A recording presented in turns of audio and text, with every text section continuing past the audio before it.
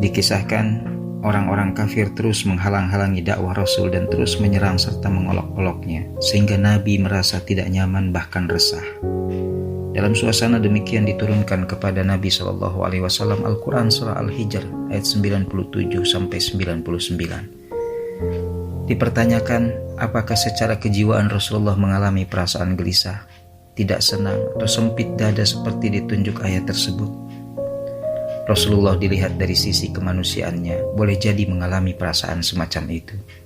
Hanya saja Rasulullah kemudian mendapat petunjuk dan bimbingan secara langsung dari Allah Subhanahu wa Ta'ala.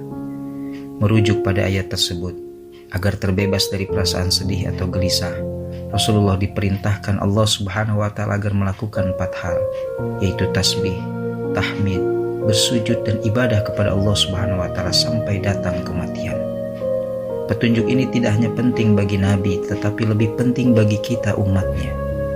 Perintah pertama yaitu tasbih. Sesungguhnya dimaksudkan untuk menolak anggapan dan kepercayaan sesat kaum kafir yang menyangka ada Tuhan-Tuhan selain Allah dan memandang Allah memiliki anak-anak perempuan. Tasbih itu bermakna tanzih Allah, yaitu menyucikan Allah dari sifat-sifat yang tidak pantas baginya. Tasbih juga bermakna mengosongkan pikiran kita dari prasangka buruk dan sebaliknya membangun prasangka baik kepada Allah Subhanahu wa Ta'ala. Positive thinking ini menimbulkan harapan atau optimisme yang mengeliminasi kecemasan. Perintah kedua adalah tahmid, yang berarti memuji keagungan dan kebesaran Allah. Tahmid merupakan kelanjutan logis dari tasbih. Logikanya, kalau Allah adalah Tuhan yang Maha Suci, bebas dan terlepas dari segala bentuk kekurangan, maka miliknya segala kemuliaan dan keagungan. Maka kita ucapkan Alhamdulillah. Jadi bagi kaum muslimin, tasbih dan tahmid itu menggambarkan sesuatu yang menjamin ketentraman batin. Perintah ketiga adalah sujud. Semua pakar tafsir sepakat maksud sujud ini adalah sholat. Seperti dimaklumi, sholat adalah media komunikasi yang ampuh antara manusia dan Allah. Melalui sholat, orang beriman berdialog dengan Allah. Dialog ini mencerahkan dan mendatangkan kebahagiaan.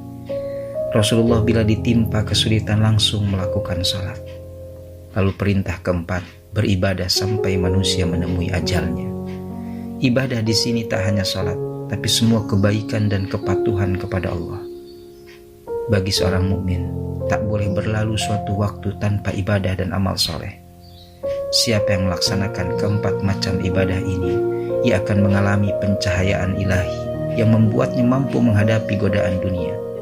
Di matanya, dunia menjadi kecil, sehingga kedatangannya tak membuat gembira, kepergiannya pun tak membuat berduka. Inilah obat keresahan jiwa yang paling manjur.